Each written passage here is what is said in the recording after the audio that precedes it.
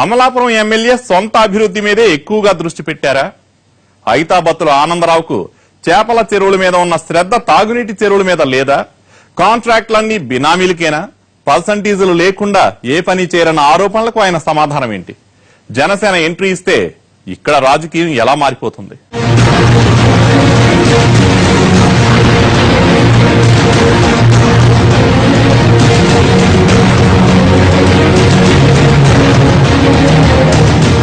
అమలాపురం కోనసీమకు గుండెకాయ, వరి పొలాలు, కొబ్బరి తోటలతో ఆహ్లాదకరమైన ప్రాంతం.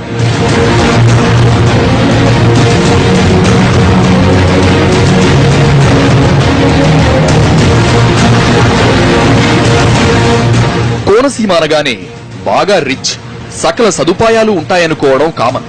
కానీ కొంచెం లోపలికి తొంగి చూస్తే తెలుస్తుంది అసలు సోయగం. గుండెల మీద బ్లోఅవుట్ కుంపట్లు, వందల ఎకరాల్లో విస్తరించిన చేపల చెరువుల కాలుష్యం, దారుణంగా దెబ్బతిన్న రోడ్లు, తాగునీళ్లకు కూడా ఇబ్బంది పడుతున్న ఊళ్లు. ఇది అసలు దృశ్యం.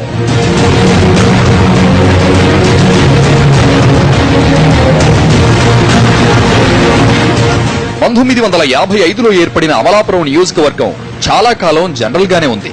2009 పునర్విభజనలో ఎస్సీకి రిజర్వ్ అయింది. 1,90,000 మంది ఓటర్లు ఉన్న ఈ సెగ్మెంట్ లో కాపు, శెట్టి బలిజ, ఎస్సీ ఓటర్లు సమానంగా ఉంటారు. 2009లో కాంగ్రెస్ తరపున పినిపే విశ్వరూప్ గెలిచి మంత్రిగా కూడా పనిచేశారు. 2014లో టీడీపీ అభ్యర్థి ఐతాబత్తుల ఆనందరావు విజయం సాధించారు. కోనసీమకు ప్రత్యేక ఆకర్షణలు ఎన్ని ఉన్నా, ఎమ్మెల్యేలు మారినా సమస్యల చిత్రం మాత్రం మారడం లేదు. గోదావరి పక్కనే ఉన్నా ఇబ్బందులు తప్పడం లేదు. వేసవి వస్తే ఉప్పలగుప్తంతో చుక్క నీరు ఉండదు. చింతలగరువు, కూనవరం, భీమనపల్లి, బోడసకుర్రు తాగునీటి ప్రాజెక్టులన్నీ నిరుపయోగంగా ఉన్నాయి. చాలా గ్రామాల్లో మంచినీటి బోరు వేస్తే ఉప్పు నీళ్లు పడతాయి. మేమందరం కూడా అమలాపురం నుంచి ఈ mineral water bottles 20 litres bottle తెచ్చుకుని మేము తాగుతా ఉన్నాం. అంటే ఇన్ని కోట్ల రూపాయలు ప్రభుత్వం వెచ్చించినప్పటికీ కూడా ఇది నిరుపయోగం అయిపోయింది. ప్రభుత్వం ఎప్పుడైనా సరే కళ్లు తెరిచి ప్రాజెక్టును ఒక్కసారి దర్యాప్తు చేసి దీంట్లో ఉన్నటువంటి లోపాలు సరిదిద్దినట్టయితే ఈ కోనసీమలో ఉన్నటువంటి చాలా గ్రామాల్లో మంచినీటి యొక్క అవసరాన్ని మనం తీర్చొచ్చు. అమలాపురం మొత్తం గతంలో కొబ్బరి తోటలు విస్తారంగా ఉండేవి. క్రమంగా అవి కనుమరుగవుతూ ఆ స్థానంలో చేపల చెరువులు వచ్చేస్తున్నాయి. వేల ఎకరాల్లో చెరువుల తవ్వకాలతో వ్యవసాయం నిలిచిపోతోంది. అదే టైంలో కాలుష్యం పెరిగి కోనసీమ రూపు మారిపోతోంది. ఇలాగే ఉంటే భవిష్యత్తులో మంచినీళ్లు లేక వలసలు పోవాల్సిన దుస్థితి వస్తుందన్న ఆందోళన పెరుగుతోంది. అమలాపురం టౌన్ కు కూడా స్వచ్ఛమైన నీరు సరఫరా చేయలేని పరిస్థితి ఉంది. రిజర్వాయర్ శుద్ధి విషయంలో కనీస శ్రద్ధ పెట్టడం లేదు. పట్టణాన్ని ప్రముఖంగా తీర్చిదిద్దుతామని అంతా కబుర్లు చెప్పేవాళ్లే, కానీ ఎక్కడా ఆ ఆనవాళ్లే కనిపించవు. రోడ్లే ఇందుకు ప్రధాన ఉదాహరణ.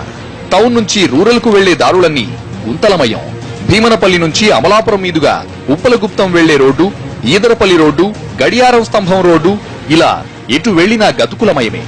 రహదారుల అభివృద్ధికి విడుదలైన నిధులు ఏమయ్యాయని ప్రశ్నిస్తున్నారు ప్రజలు. ఎమ్మెల్యే నిత్యం ఇవే రోడ్ల మీద తిరుగుతున్నా ఎందుకు పట్టడం లేదని అడుగుతున్నారు. డ్రైన్ లేకుండా రోడ్డు వేసారు. ఈ డ్రైన్ లేకపోతే ఉన్న వాళ్ళు ఏమైపోతారు అసలు? దాని సమస్య అదండి. కానీ ఒక కుళాయి ఆ కళ్ళ నుంచి రావాలి, ఈ కళ్ళ నుంచి రావాలి, ఇక్కడి నుంచి వెళ్ళాలి. వీళ్ళు ఎంతమంది వెళ్ళి లోపల పట్టుకోవాలంటే కుళాయి విషయంలో తప్పు అది. చుట్టూ పచ్చటి వాతావరణం ఉన్న అమలాపురంలో డంపింగ్ యార్డ్ ప్రధాన సమస్యగా ఉంది. 52 వార్డుల నుంచి నిత్యం వస్తున్న వందల టన్నుల చెత్తను ఎక్కడికి తరలించాలో సరైన ప్లాన్ లేదు. తాత్కాలికంగా ఈదరపల్లి కుమ్మరి కాలువ దగ్గర డంప్ చేస్తున్నా అక్కడ తగలబెట్టడంతో విషవాయువులు వచ్చి సమీప ప్రాంతాల ప్రజలు రోగాల బారిన పడుతున్నారు. ఎన్నికలకు ముందు ఎమ్మెల్యే ఇచ్చిన ప్రధాన హామీల్లో ఇది కూడా ఒకటి. 3 ఏళ్లు గడిచినా అడుగు ముందుకు పడకపోగా రోజు రోజుకు సమస్య పెరుగుతోంది. ఎవరిని అడుగుతుంటే ఏం చేస్తామంటే అక్కడ ఏమంటున్నారని చెప్పంటున్నారు. అక్కడ వేస్తున్నారండి. ఈ గమ్మాల్లోంచి రొయ్యలని, చేపలని, ఇంకా చచ్చినవన్నీ కూడా ఇలా అన్ని చెత్త అంతా మోసుకుంటూ పోతున్నారు. కౌన్సిలర్ గారిని ఏమంటే ఏంటంటే చూద్దామండి, చేద్దాం, రోడ్డు పడుతుంది అప్పుడు చూద్దామండి. ఇక నియోజకవర్గంలో ఎప్పుడూ గ్యాస్ లీకేజీల భయమే. నగరం బ్లోఅవుట్ తర్వాత ఇక లీకేజీలు ఉండకుండా జాగ్రత్త పడతామని ఓఎన్జీసీ చెప్పినా అది మాటలకే పరిమితమైంది. గుండెల మీద కుంపట్లు పెట్టినట్లు ఎప్పుడేం జరుగుతుందోనని రోజు టెన్షన్ పడుతున్నారు ఇక్కడి ప్రజలు. భయం లేదని గ్యాస్ కంపెనీలు భరోసా ఇవ్వకపోగా ఎమ్మెల్యే సైతం ఆ దిశగా చొరవ చూపడం లేదన్న అభిప్రాయం ఉంది. గ్యాస్ కంపెనీల కారణంగా ఉపాధి కోల్పోయిన వారికి ఉద్యోగాలు, ఇతర అవకాశాలు ఇప్పించడంలో కూడా శాసనసభ్యుడు ఘోరంగా విఫలమయ్యారు. ఆయనకు మా గోడు ఎందుకు పట్టదన్నది స్థానికుల ప్రశ్న. టౌన్ లో ట్రాఫిక్ నిర్వహణ అస్తవ్యస్తంగా ఉంది. దీని గురించి పోలీసులు గాని ప్రజా ప్రతినిధులు గాని పట్టించుకున్న పాపాన పోవడం లేదు.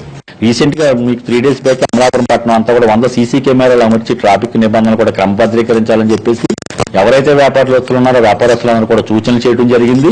అభివృద్ధి కార్యక్రమాల గురించి పట్టించుకోకపోగా అవినీతి విషయంలో ఎమ్మెల్యే ఆరితేరిపోయారన్న ఆరోపణలు తీవ్రస్థాయిలో ఉన్నాయి. ఇక్కడ 2,000 కోట్ల రూపాయల అంచనాతో ఓఎన్జీసీ ఆన్షోర్ గ్యాస్ టెర్మినల్ నిర్మిస్తోంది. ఇందుకోసం 450 ఎకరాల భూసేకరణ జరిగింది.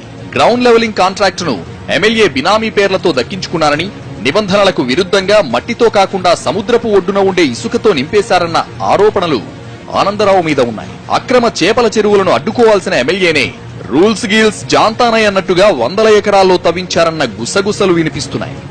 నియోజకవర్గంలో ఎమ్మెల్యే అక్రమాలను ప్రశ్నించాల్సిన ప్రతిపక్షం కూడా అంత యాక్టివ్ గా లేదు. గడప గడపకు వైసీపీ కార్యక్రమం తప్ప స్థానిక సమస్యల మీద చెప్పుకోదగ్గ ఆందోళనలు చేసిన దాఖలాలు లేవు. ఇక్కడ YCP incharge Vishwarup week days లో నియోజకవర్గంలో ఉండి వీకెండ్స్ లో మాత్రం హైదరాబాద్ లో ప్రత్యక్షమవుతారన్న టాక్ ఉంది. 8 కోట్ల రూపాయలతో డ్రింకింగ్ వాటర్ స్కీమ్ తయారు చేసి దాదాపు 3 సంవత్సరాలు పూర్తి అవుతుంది. కానీ ఇప్పటి వరకు ఆ స్కీమ్ ని ప్రారంభించే లేని దుస్థితిలో ఈవేళ ఈ శాసనసభ్యులు కానీ అదే ప్రభుత్వం ఉందంటే అటువంటి ఇంకా ఎక్కడ పడితే అక్కడ గ్యాస్ లీకేజీలు కావడం, వెంటనే దాన్ని అప్పటికప్పుడు తాత్కాలిక మరమ్మతులు చేస్తున్నారు తప్ప శాశ్వత మరమ్మతులు దాన్ని చేయట్లేదు. ప్రభుత్వం కూడా పట్టించుకోవట్లేదు. సమస్య వచ్చినప్పుడు మాత్రమే 6 రోజులు స్పందిస్తుంది తప్ప దాని శాశ్వత పరిష్కారానికి గౌరవ పార్లమెంట్ సభ్యులు కానీ ఆ యొక్క స్థానిక ప్రతినిధులు కానీ ఎవరు కూడా పట్టించుకోవడం అత్యంత దయనీయమైన పరిస్థితి. హామీలు అమలు చేయకపోవడం, పనుల్లో పర్సెంటేజీల మాట ఏంటంటే అబ్బే అలాంటిదేం లేదంటారు ఎమ్మెల్యే. నేను సూపర్ గా చేసేస్తున్నానంటూ కోట్ల రూపాయల లెక్కలు చెబుతున్నారు. రోడ్లు చూస్తుంటే రోడ్ల విషయంలో ఈ రోజు మేము 60% రోడ్లు వేసాం. అసెంబ్లీలో మొట్టమొదటిసారిగా ఓఎన్జీసీ యాక్టివిటీస్ మీద క్వశ్చన్ అవర్ లో క్వశ్చన్ వేసి మంత్రిగా సమాధానం రాబట్టి ఒక కమిటీని పొల్యూషన్ మీద ఒక కమిటీని వేయించి ఆ కమిటీలో మెంబర్ గా ఉన్నటువంటి నేను ప్రజలకు అసౌకర్యం లేకుండా ఏ సంస్థ అయినా ముందుకు పోవాలా, రాజ్యాంగ మౌలిక విధానాలకు విఘాతం కలిగించేలాగా ఎవరు ఏం చేసినా నేను ఊరుకోను. ఈవేళ ఒక ఎమ్మెల్యే అవినీతి చేసుకుంటే వ్యాపారం చేయకలేదు. ఎప్పుడు ఒక ఎమ్మెల్యే వ్యాపారం చేసుకోవాలంటే అవినీతి చేయకూడదు, రాజకీయ నిజాయితీగా ఉండాలా, నీతిబద్ధంగా ఉండాలా అనుకున్నప్పుడు వ్యాపారం చేసుకోవాలా.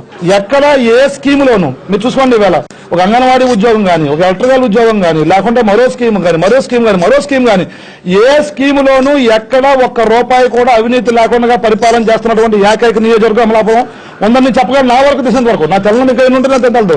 ఎమ్మెల్యే పనులు చేయడం లేదన్న అసంతృప్తి ఉంది. నిలదీయాల్సిన ప్రతిపక్షం పార్ట్ టైం పాలిటిక్స్ చేస్తోంది. పైగా హోంమంత్రి చినరాజప్ప సొంతూరు కూడా అమలాపురమే. ఆయనైనా అభివృద్ధి పనుల విషయంలో చొరవ తీసుకుంటారా అంటే అదీ లేదు.